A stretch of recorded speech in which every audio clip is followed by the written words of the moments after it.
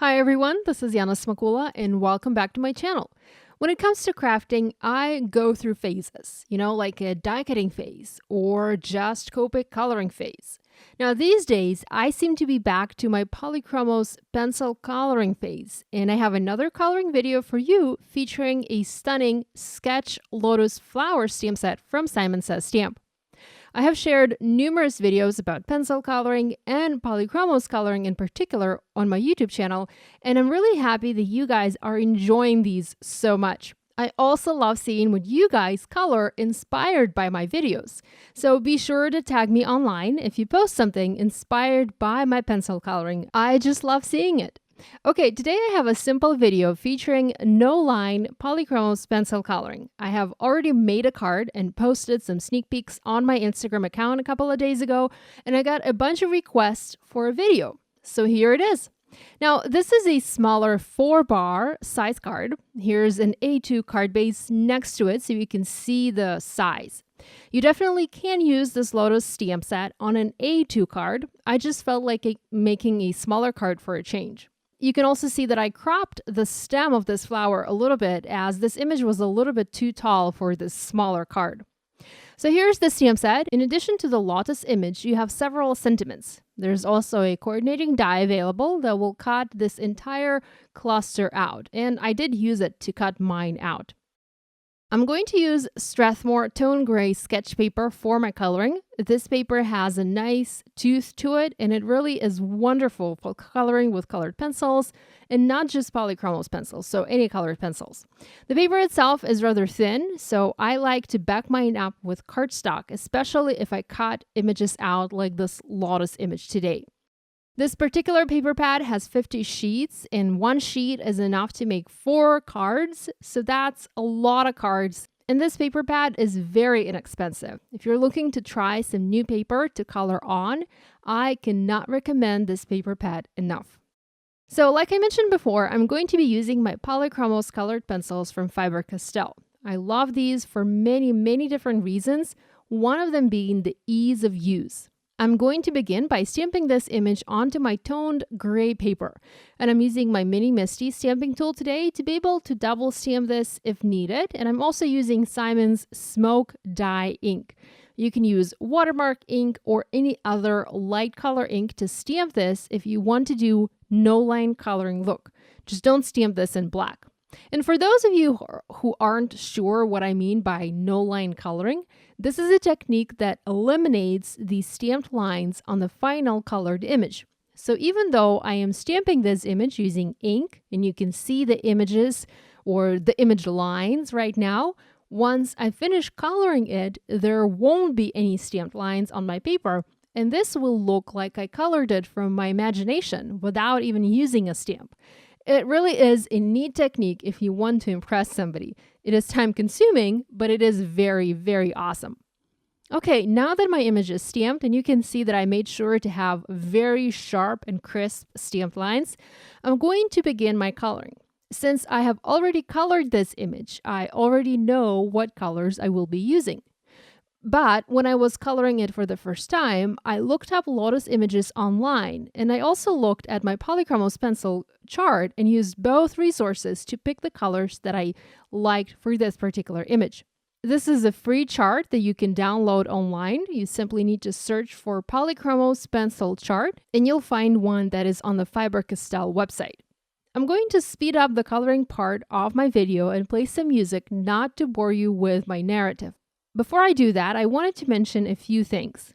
You'll want to have a pencil sharpener ready by your side to sharpen these pencils often. I like it when my pencils have a nice fine point to them, especially for outer image edges or fine details.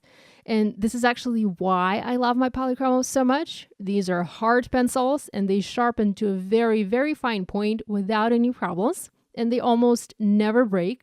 So that means I can sharpen my pencils as much as I like and have really fine edges to color even the smallest details.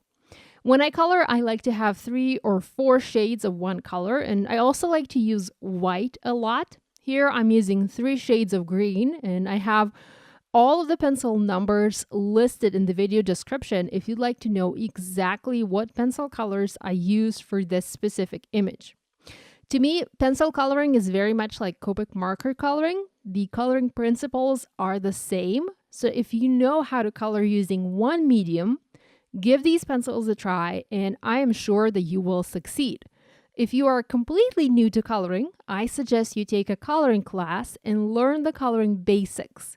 From there, you will be able to apply your knowledge to any coloring medium and color confidently. And lastly, practice makes better. Several years ago, I would have never pictured myself coloring something like this. I would always stay away from images like this lotus, and I just wouldn't know where to start.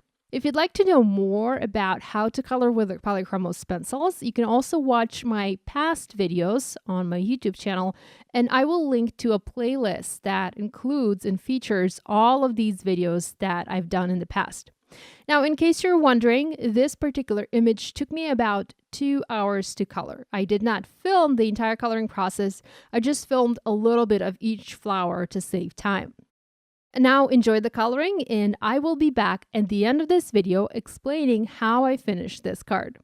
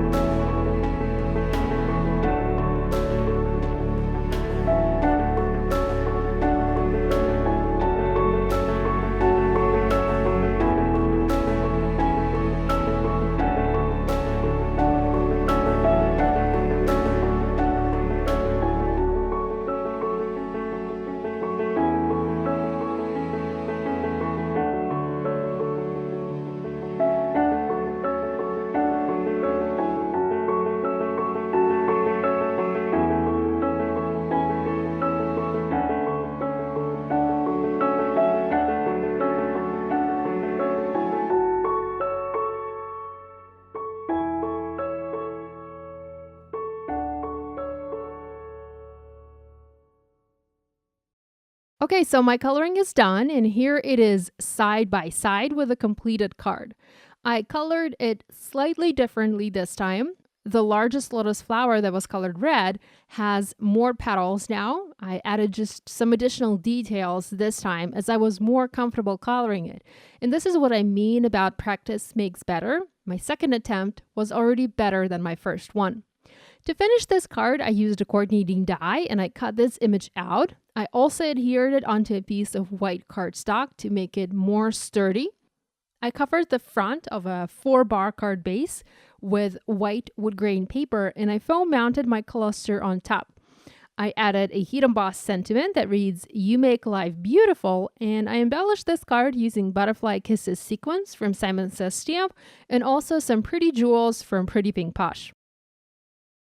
I hope you enjoyed this card making idea and will give it a try using these or other stamps in your stash. Be sure to visit my blog for a full list of supplies. And thanks so much for watching, guys. If you have any questions, as always, leave them in a comment section below. And be sure to subscribe to my YouTube channel if you haven't yet done so. If you are a subscriber but are not receiving new video notifications, check the bell icon on the homepage of my channel to get notified every time there's a new video. Thanks for watching, and I'll see you next time. Bye!